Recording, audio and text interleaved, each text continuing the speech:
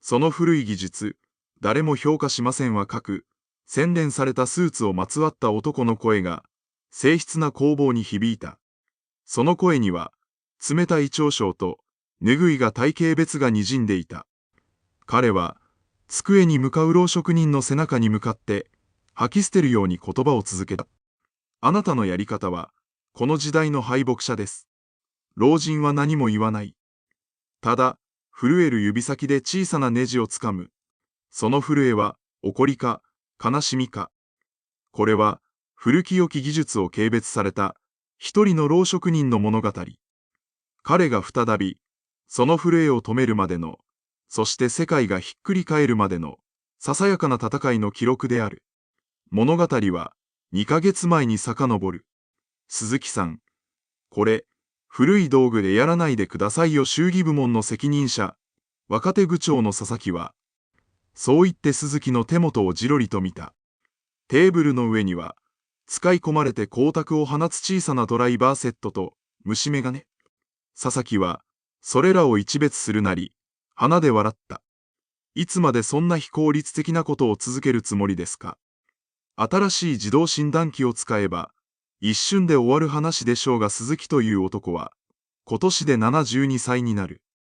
細身で猫背がち、白髪は薄くなり、顔の深いしわが彼の長い職人生活を物語っていた。会社では、誰とも目を合わせようとしない。同僚たちも、彼が何を考えているのか、ほとんど知らなかった。ただ、皆が知っていたのは、彼が会社の誰よりも早く、正確に、そして美しく時計を修理するということだった。それは、最新の機械が測り得ない、彼の五感と経験がなせる技だった。しかし、佐々木にとって、それは単なる非効率だった。彼は常にコスト削減と生産性向上を掲げ、部門を統率していた。結果が全てです。やり方なんてどうでもいいと、彼は会議で公言していた。そのため、佐々木は鈴木が非正規雇用であることをいいことに、彼の仕事を少しずつ減らし、雑用ばかりを任せるようになっていた。鈴木はそれに抗うこともなく、ただ静かに言われたことをこなすだけだった。まるで、最初からそうなる運命を受け入れているかのように。周囲の社員たちは、佐々木のやり方を冷ややかに見つめていたが、誰も口を出す勇気はなかった。佐々木が持つ、社長の信頼が厚いことを知っていたからだ。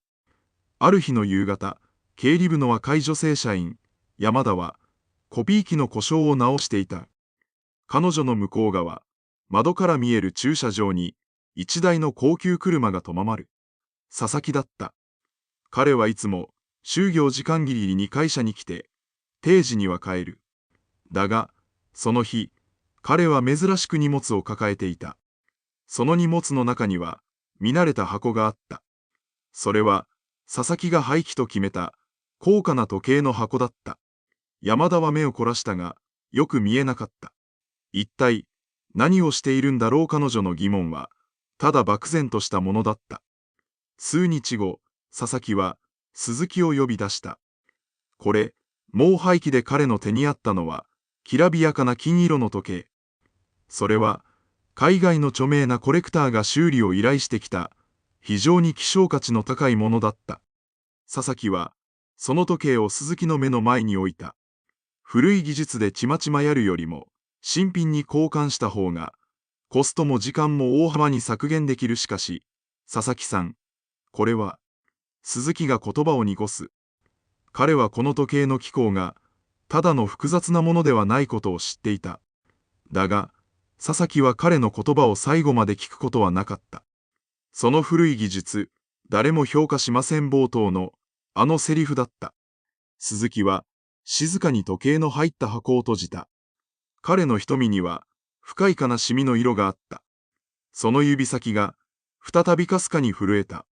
その日の午後、経理部の山田は、部署の窓から外を見ていた。彼女は、数日前の佐々木の不審な行動が気になっていた。ちょうどその時、鈴木が会社の裏手にある、古びた公衆電話に向かうのが見える。時代遅れのその電話ボックスは、誰にも使われず、忘れ去られていた場所だ。鈴木は、慣れた手つきで受話器を取り、小銭を投入する。そして、誰かに電話をかけ始めた。彼の背中はいつもよりもどこか緊張しているように見えた。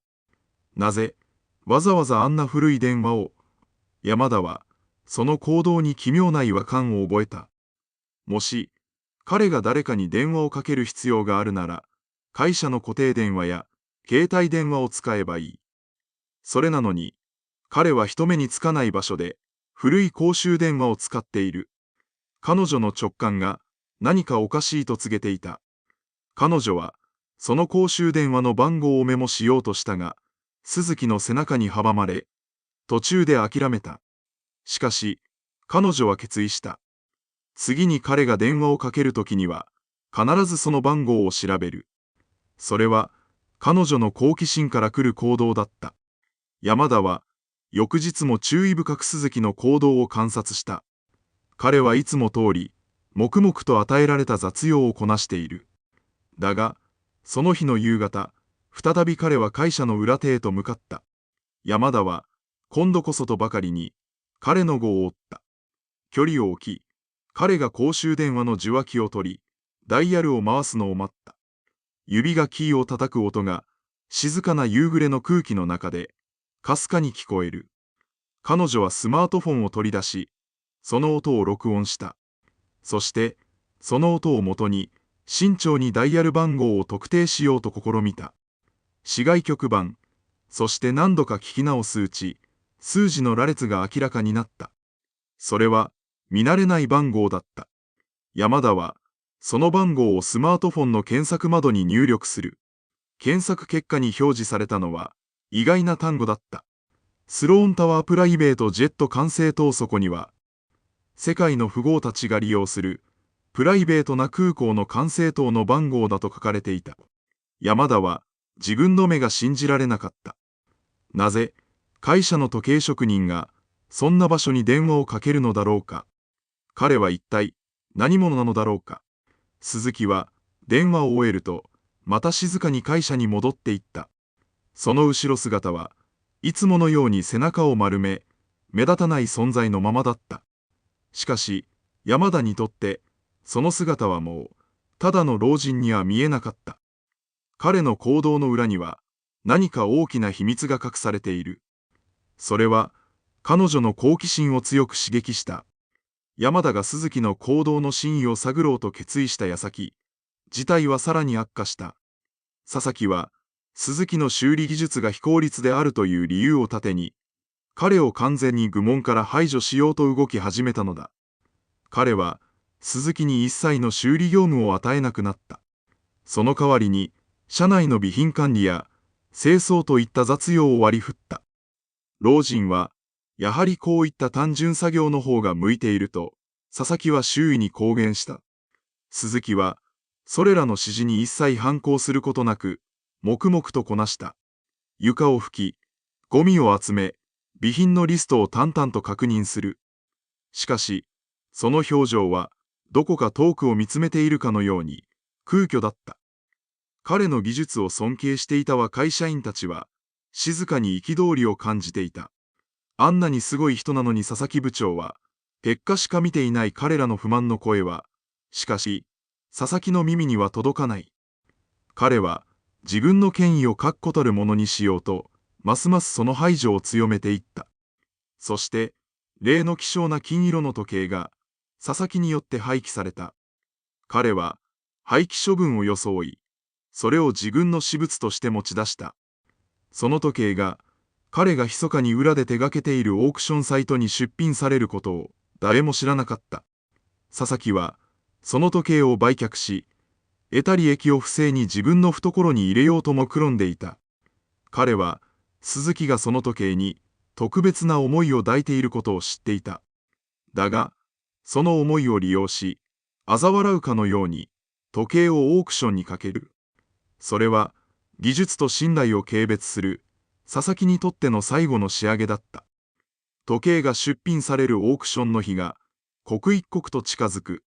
そのことを、社内の誰も知らなかった。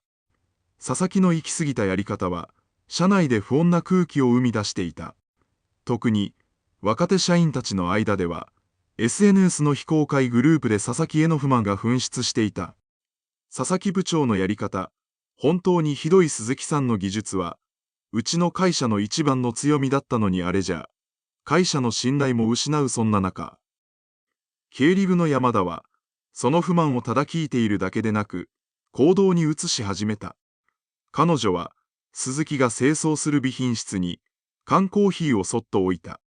鈴木さん、少し休憩してください。鈴木は、驚いたように顔を上げた。お気遣いありがとうございます。彼の声は、囁くように小さく、だがどこか温かかった。山田は、その後も、何かにつけて鈴木と話す機会を増やした。彼女は、彼の過去や、職人としての誇りについて、少しずつ聞き出そうと試みた。だが、鈴木は多くを語らなかった。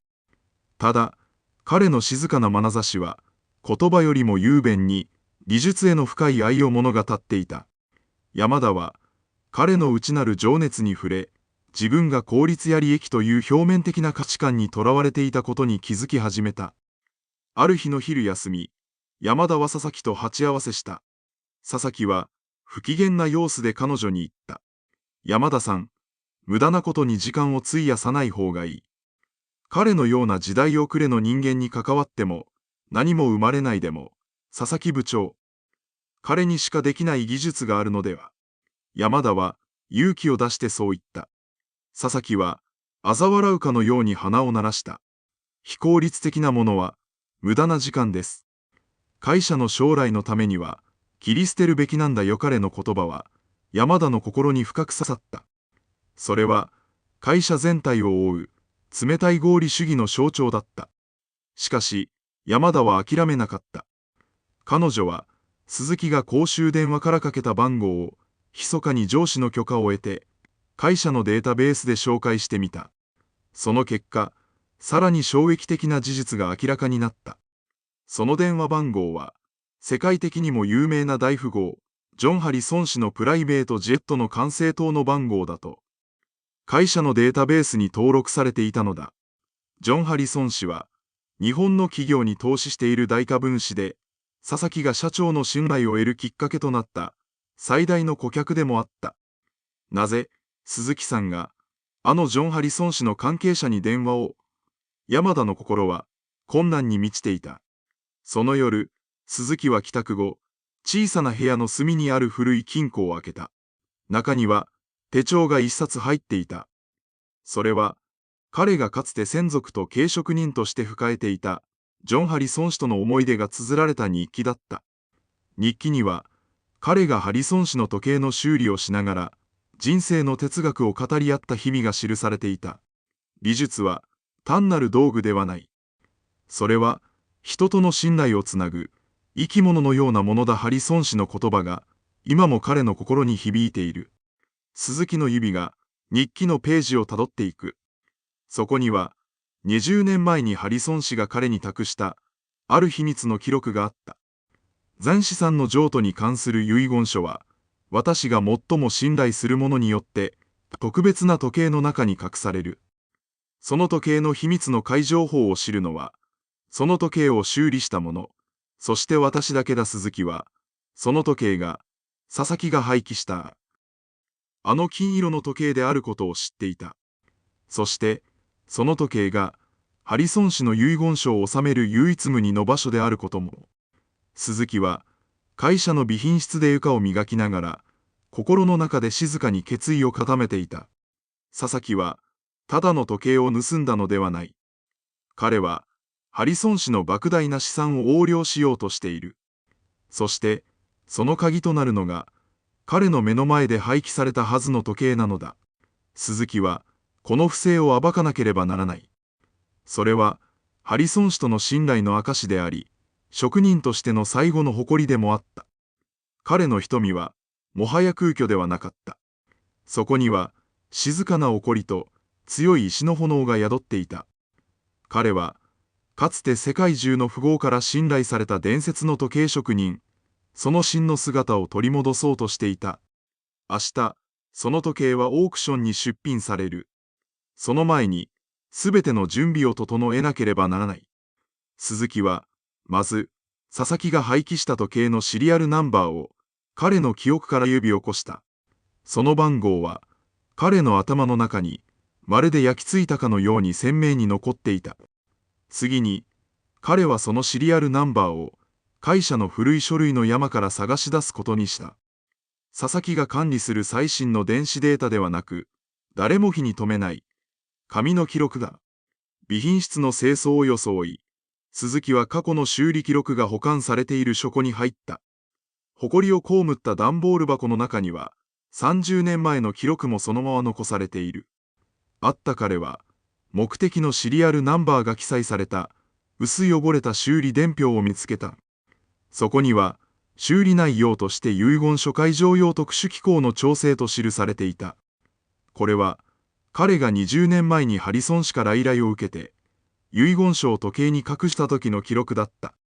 この伝票は、彼とハリソン氏、そしてあの時計が特別な関係性にあることを示す唯一無二の証拠だった。鈴木は、この伝票を密かに持ち出した。その日の午後、山田は、鈴木が古びた書類を手に、会社の裏口から外に出ていくのを目撃した。彼の表情は、何かを成し遂げたかのように、静かに満足げだった。山田は、彼が何をしようとしているのか、ますますわからなくなった。その日、彼女は就業後に、自分の部署で誰も使っていない古いパソコンを起動させた。そして、そのパソコンから、佐々木が管理する電子データに、会社の情報システムを通じてアクセスを試みた。彼女は経理部の社員として、会社全体のデータにアクセスできる権限を持っていた。だが、そこには、例の時計に関する廃棄の記録が、きれいに処理されたデータとして残っているだけだった。山田は、そのデータの裏に隠された真実を、どうしても見抜くことができなかった。しかし、彼女は知っていた。この記録が、鈴木の行動と矛盾していることを。彼女は、自分の小さな好奇心が、いつの間にか、とんでもない巨大な謎に巻き込まれていることに気づき始めていた。そして、彼女は、この謎を解き明かすためには、もっと深く、佐々木の闇に踏み込まなければならないことを悟った。佐々木が管理する電子データには、あの時計の廃棄記録しか残っていなかった。だが、山田は、そこに隠された真実を、別の角度から探ることにした。彼女は、経理部の同僚が偶然こぼした一言を思い出していた。最近、佐々木部長が不審な会計処理をしているらしい山田は、その言葉を頼りに、佐々木が担当するプロジェクトの経費を遡って調べ始めた。そこには、奇妙なデータがいくつか隠されていた。高額なコンサルタント料や、秘密情報処理費という名目で、海外の口座に送金された記録。その口座は、佐々木が以前から関わっている、裏のオークションサイトの運営会社の口座だった。山田は、そっとした。佐々木は、単に時計を横領しようとしていたのではない。彼は、会社全体の資産を少しずつ横領し、それをマネーロンダリングすることで、不正な利益を得ていたのだ。そして、あの希少な時計は、その不正を隠すための、最後の、そして最も高価な取引だった。その時、山田は、なぜ佐々木が鈴木を執拗に排除しようとしたのか、その理由を悟った。佐々木は、鈴木の技術が非効率だと嘲笑していたが、それは建前だった。本当の目的は、鈴木が時計の価値、そしてその秘密を知っていることを恐れていたからだ。佐々木は、自らの不正が暴かれることを恐れ、鈴木という古き良き技術の商人を、社会の片隅に追いやろうとしていた。その日の夕方、山田は自分の部署に戻る途中、トイレの個室に閉じこもった佐々木の電話を聞いてしまった。時計はもうすぐオークションに出品される。誰にもバレない。心配するなかれの声には、高揚した感情と、かすかな不安外に混じっていた。山田は、佐々木の不正の証拠を、彼女自身の目で確認した。山田は、佐々木の不正の証拠を握り、どうすべきか悩んでいた。告発すれば、佐々木の報復は避けられないだろう。しかし、黙っていれば、不正は拡大し、会社は崩壊する。彼女は自分の部署に戻り、古いパソコンの画面を前に手が震えていることに気づいた。その時、不意に背後から声をかけられた。山田さん、こんな時間までどうしたの？佐々木だった。彼は山田が自分の机の古いパソコンを使っていることに気づき、不審に思ったのだろう。山田はとっさに画面を閉じようとしたが、間に合わなかった。佐々木は山田の画面に表示されていた自分の不正な経費処理のデータを目にしてしまった。佐々木の顔から笑顔が消えた。君一体何を見た？彼の声は氷のように冷たかった。これは、ただ山田は言葉を失った。君、会社を裏切るつもりか？私のことを社長に密告でもするつもりか？佐々木は山田の肩をつかみ、強く揺さぶった。やめてください。山田は恐怖で絶叫した。その声を聞きつけ、残業していた同僚たちが異変に気づき、駆けつけてきた。佐々木はすぐに冷静を装い、何事もなかったかのように振る舞った。大したことじゃない。彼女が少し疲れているだけだが、彼の眼差しは山田を鋭く睨みつけていた。その夜、山田は一睡もできなかった。佐々木が次に何をしてくるかわからない。彼女は自分が取り返しのつかない事態に足を踏み入れてしまったことを悟った。彼女の小さな正義感は、今や彼女自身を危険にさらす巨大な嵐の渦に巻き込まれていた。そんな絶望の中で、彼女は一つの真実にたどり着く。経理部の古い書類を調べていたとき、偶然、ある修理伝票の控えを見つけたのだ。そこには、鈴木の署名と、例の金色の時計のシリアルナンバーが記されていた。そして、その伝票には、もう一つの署名があった。ジョン・ハリソン。山田は自分の目を疑った。その署名は、世界的にも有名な大富豪、ジョン・ハリソン氏のものだった。そして、伝票の備考欄には、給油、鈴木氏への依頼という言葉が記されていた。これは、鈴木とハリソン氏が、単なる顧客と職人ではない、深い友情で結ばれていたことを示唆していた。この発見は、彼女の絶望をわずかな希望へと変えた。翌日、社内は佐々木の不正をめぐる噂でざわついていた。山田が佐々木と口論になったことが瞬く間に広まっていたのだ。佐々木はこの状況を収拾するため行動に出た。彼は経理部の山田を呼び出し、彼女の不正を捏造した証拠を突きつけた。君が私の不正を暴こうとしていた。違う。君は会社の機密情報を盗み、競合他社に売ろうとしていたんだ。彼は事前に用意していた偽のデータを見せつけ、山田に退職届を書くよう強要した。君のキャリアはこれで終わりだ。山田は絶望に打ちひしがれた。彼女は佐々木の狡猾さにただただ唖然とするしかなかった。しかし、その時、予想外の人物が会議室のドアを開けた。鈴木だった。彼はいつもの猫背ではなく、まっすぐな姿勢で立っていた。彼の手に握られていたのは、古い書類と一台のスマートフォン。佐々木部長、その不正、もう終わりですよ。鈴木の声は、静かだが、確固たる響きを持っていた。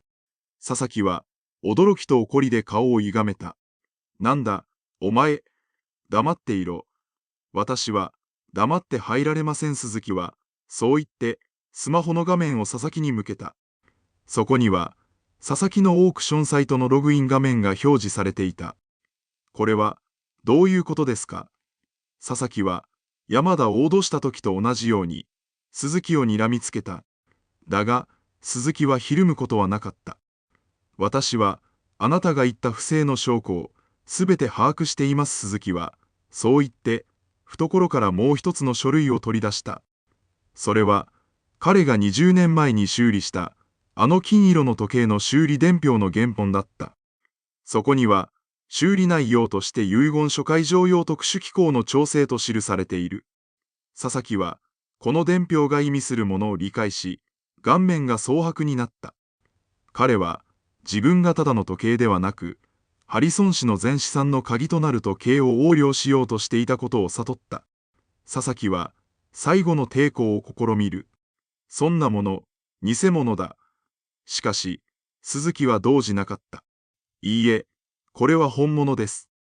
そして、私には、それを証明する最後の手段がある。鈴木は、そう言って、自分のスマホを取り出し、電話をかけ始めた。その電話の相手は、紛れもなく、ジョン・ハリソン氏本人だった。そして、彼は、ある一言を告げる。今、あなたがお持ちの、その時計の秘密の解情報を、お教えします。この瞬間、物語は再び、そして決定的に逆転した。電話の向こうで、ジョン・ハリソン氏は、かすれた声で言った。その時計の解情報を知っているのは、世界でただ一人、私の友人であり、私の技術のすべてを託した男、鈴木だけだ。その言葉を聞いた佐々木は、愕然とした。鈴木。彼は、何度も鈴木という名をつぶやいた。彼は、目の前にいる、非効率で時代遅れの老人が、まさかあの伝説の時計職人、そして、世界的富豪の友人であるとは、夢にも思っていなかったのだ。鈴木は、静かに佐々木に語りかけた。私は、あなたのような効率や利益だけを追い求める人間を、軽蔑しています。美術とは、人の心を、信頼を、そして人生をつなぐものだ。そして彼は、佐々木が廃棄した時計が、実はハリソン氏が数年前に引退記念として制作した、彼自身の遺言書が隠された唯一無二の時計であること。そして、その時計が、ハリソン氏が原資産を慈善団体に寄付するという、壮大な計画の鍵であることを明らかにした。佐々木は、自分が横領しようとしていたものが、ただの時計ではなく、ハリソン氏の人生をかけた壮大な遺産であることを知り、顔から血の気が引いた。鈴木は、さらに続けた。この会社のシステムを調べて、あなたの不正をすべて把握しました。不正な経費処理、マネーロンダリング、そして、私への不当な排除。彼は、事前に準備していた、佐々木の不正の証拠が詰まった USB メモリを、山田に差し出した。山田は、その USB メモリを受け取った。それは、彼女の絶望を打ち破る、決定的な証拠だった。そして、もう一つ。あなたの不正は、会社のシステムを介して、すでに世界中のメディアに匿名で送信されています。鈴木の言葉に、佐々木は自ら崩れ落ちた。彼の不正は、もう隠し通すことはできない。この瞬間、佐々木のプライドは完全に打ち砕かれた。そして、彼の傲慢さの裏に隠された、ちっぽけな保身と、そのために言ってきた数々の不正が、白逸の下にさらされた。これは、単純な不正告発ではない。美術の価値を軽んじ、人の心を嘲笑った男への、最も厳正な制裁だった。佐々木は、もはや言葉を失い、その場に立ち尽くしていた。彼の不正のすべてが暴かれ、彼の築き上げた地位と名声は、音を立てて崩れ去った。その様子を見ていた経理部の山田は、静かに鈴木に近寄った。鈴木さん、本当に申し訳ありませんでした。彼女は、涙を流しながら頭を下げた。私は、何も分かっていませんでした。あなたの技術を、あなたの心を、軽んじていました。鈴木は、優しく微笑み、山田に言った。いいんです。私も、あなたと同じでしたから。そして彼は、ゆっくりと自分の過去を語り始めた。私はかつて、美術の力を過信し、人を軽んじていました。その傲慢さゆえに、大切な友人であるハリソン氏との間に、亀裂が入ったのです。彼は、35年前、ハリソン氏の時計を修理する際、最新技術を駆使すればもっと早く終わると、ハリソン氏の技術への愛を軽んじてしまった過去を明かした。その時、ハリソン氏は彼に、こう言ったという。美術は、時間を短縮するためのものではない。それは、人と人をつなぐ、橋なのだ。鈴木は、その言葉を胸に刻み、以来、ひたすらに職人技を磨き続けた。そして、彼は、時計の修理という行為を通じて、失われた信頼を再び築き上げてきたのだ。この真実を知った山田は、自分が佐々木と鈴木のどちらに似ているのか、深く考えさせられた。彼女は、効率や利益を追い求める佐々木に、自分を重ね合わせていた。だが、今、彼女の心は、技術と信頼を重んじる鈴木に強く惹かれていた。この瞬間、物語の前提が完全に覆された。これは、単なる不正の告発ではない。それは、技術と信頼が、傲慢さと合理性を打ち破り、人の尊厳を回復させる物語だった。佐々木の不正が公になり、彼は会社を去った。